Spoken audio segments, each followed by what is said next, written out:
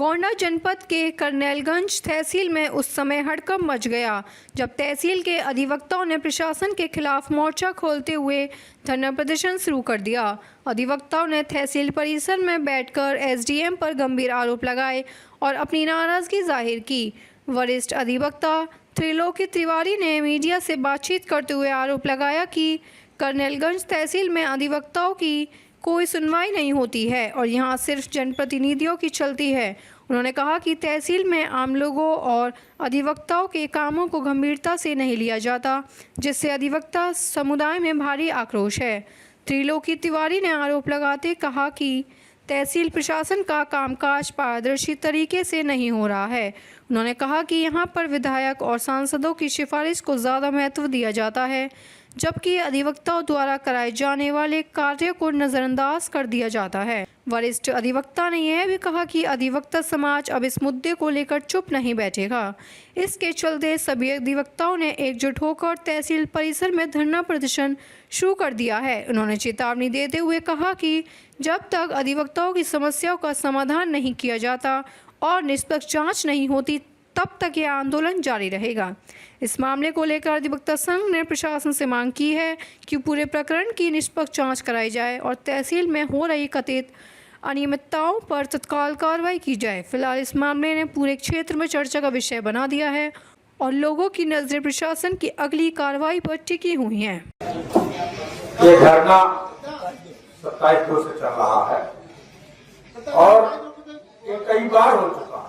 हम लोगों ने प्रयास किया कि सुचारू रूप से अधिवक्ता बार एवं बेंच काम करे, पर वो सारे प्रयास हमारे तरफ से तो सफल होते थे, अधिवक्ता संघ की तरफ से तो सफल होते थे, परंतु बेंच की तरफ से वो पूर्ण रूप से असफल कर दिए जाते थे, क्योंकि उनके पास दलाल है, उनके पास राजनीतिक पकड़ पावर है, उनकी कैप्चरिंग है राजनीति की, तो वो कार्य राजस्व संहिता JDLR इसके अनुसार वो नहीं करना चाहते हैं।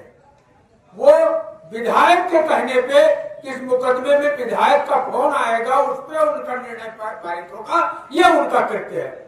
लेखपालों को भेज के क्षेत्र में वो बादकारी से पैसा वसूलवा के पैसा लेके और वकीलों का आहित करने का काम और बादकारियों को मतलब एक तरीके से न्यायिक व्यवस्था से दूर रहकर खाली रिश्वत पे निर्णय देने का काम वो कर रहे हैं। तो इसलिए ये धरना है और धरना मुकदमों में अगर राजनीतिक हस्तक्षेप बंद नहीं हुआ, विधायक के दबाव में निर्णय बंद नहीं हुए, तो निश्चित रूप से ये धरना बंद नहीं होगा, ये और उग्र रूप लेगा।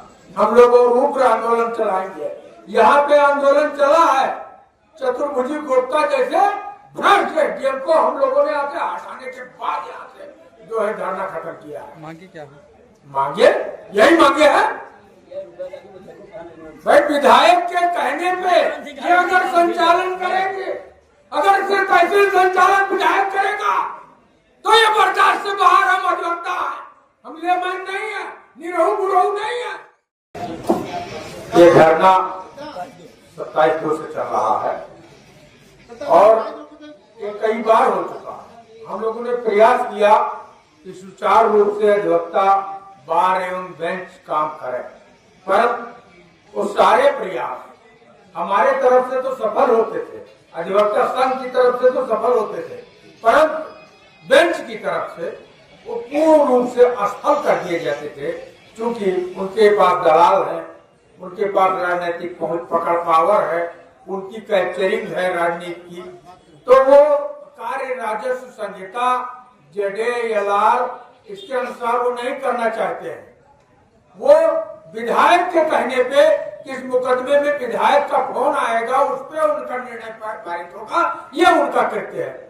लेखपालों को भेज के क्षेत्र में वो बादकारी से पैसा वसूलवा के पैसा लेके और वकीलों का आहित करने का काम और बादकारियों को मतलब एक तरीके से न्यायिक व्यवस्था से दूर रहकर खाली रिश्वत पे निर्णय देने का काम वो कर रहे हैं।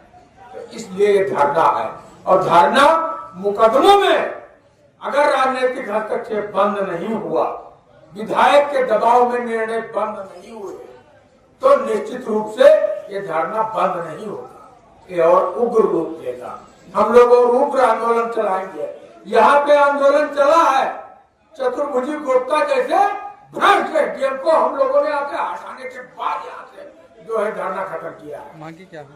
मांगे यही मांगे है भाई, विधायक के कहने पे ये अगर संचालन करेंगे, अगर सिर्फ तहसील संचालन विधायक करेगा तो ये बर्दाश्त से बाहर हम अजंता है। हम लेमैन नहीं है, निरहु बुरहु नहीं है।